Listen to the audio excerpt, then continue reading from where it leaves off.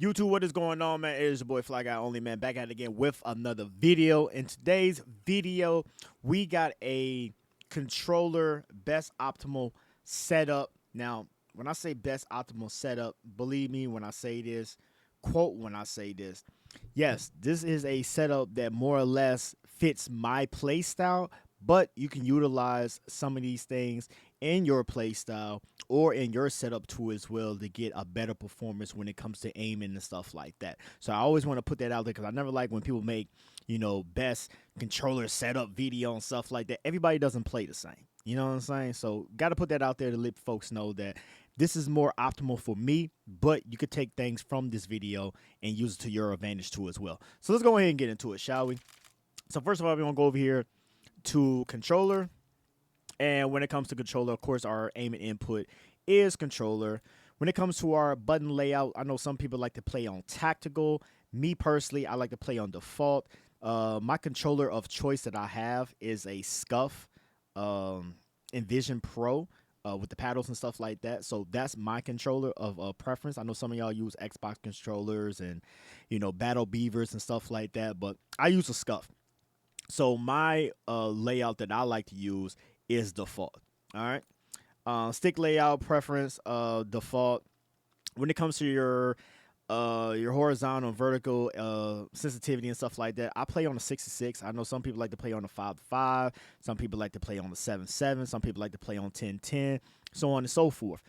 Pretty much this right here is creature comfort. It's pretty much whatever you like to play on. You know what I'm saying? But what I like to play on, I like to play on 6-6. I've been playing 6-6 since 2019, bro. I like playing 6-6. You feel me?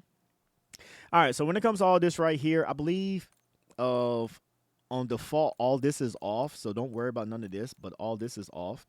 So we're going to leave that alone. When it comes to controller vibration, make sure you turn that off. There's no reason for you to have controller vibration playing an FPS shooting game. Why do you want something vibrating in your hand? I get it if you're playing a other type of game, an MMO or some type of game like that. But when you're playing a first-person shooting game, there's no reason for you to be having vibration on. You're freaky, bro. So turn that off. You know what I'm saying? When it comes to your diz zone inputs, another thing that's pretty much uh, a thing that you might have to try out and see what you can do and allow. Everybody's controller is different. Everybody's controller can handle and tolerate certain things. But when it comes to my stick, left and right, I have that at 0. This is automatically at 99 on default. But when it comes to these values right here, I have these at 0. And when it comes to my trigger, I have them at 4-4. Now, with my Scuff, I have an app that I can mess with and dial tune and stuff like that. In the app, I have it at 0. But for some odd reason, I don't know why. For some odd reason, when it comes to Call of Duty, and this does this with all Call of Duty games, if I was to drop the value down any more, it would just start glitching out and just be randomly clicking on things and stuff like that. So the lowest that I can go to when it comes to my trigger dead zone is 4, but my sticks, they're at 0. All right, so that's pretty much that. And that's all of that. And when it comes to controller, we're gonna go to aiming. When it comes to your aiming, we're gonna go ahead and show more when it comes to your sensitivity multiplier. All this is pretty much left alone as default.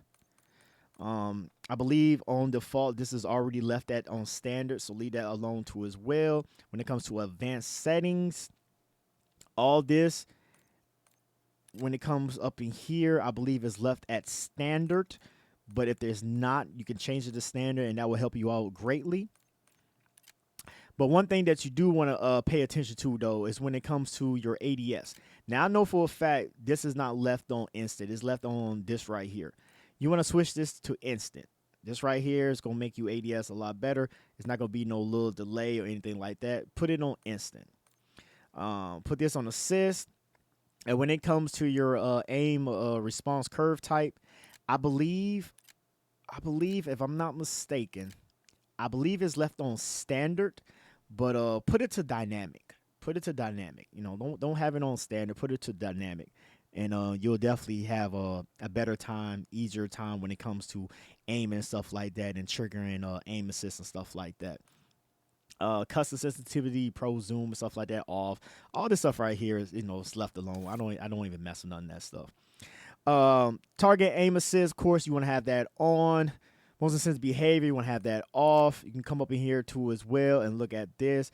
Pretty much all this is left at default. This is pretty much, stuff that I didn't change or whatnot. But if it is different from what you have, you can copy these settings down and go ahead and see how that will work for you. But like I said, on my end though, this is all pretty much left as default.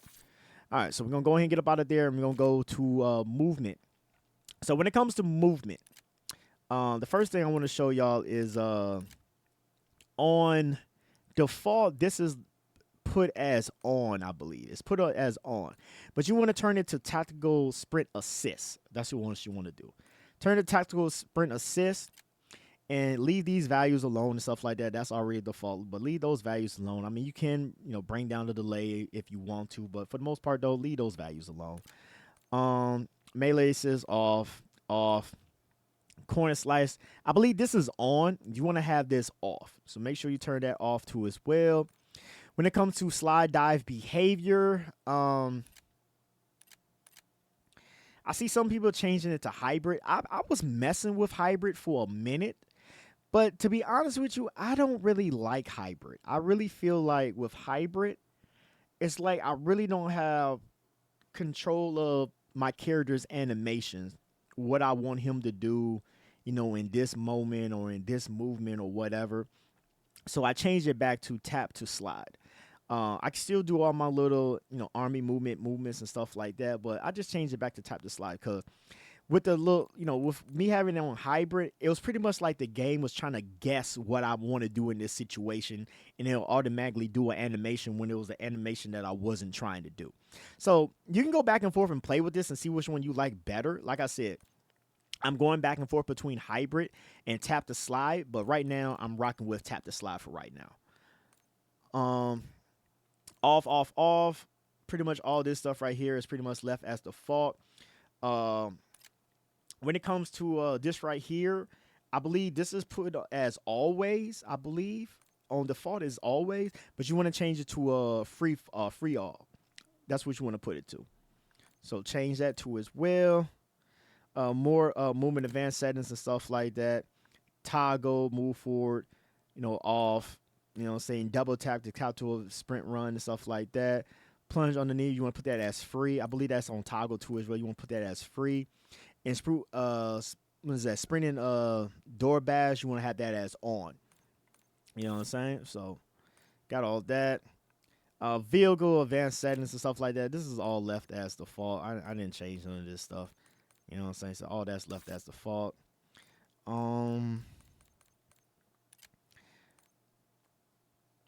Yeah, medium. Yeah, so all that's pretty much left alone. And then we come over here to combat.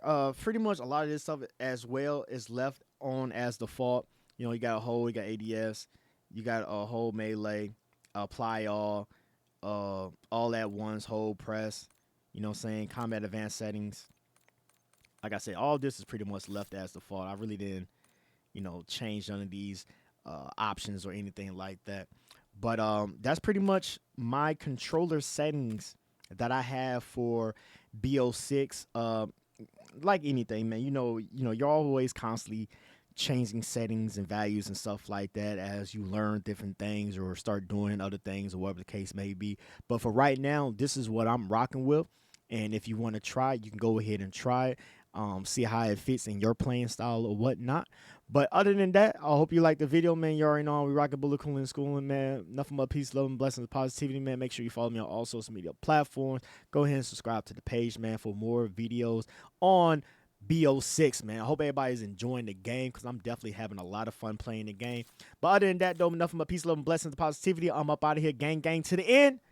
And I'll holla at y'all boys in the next one, man. Let's get money. Gone.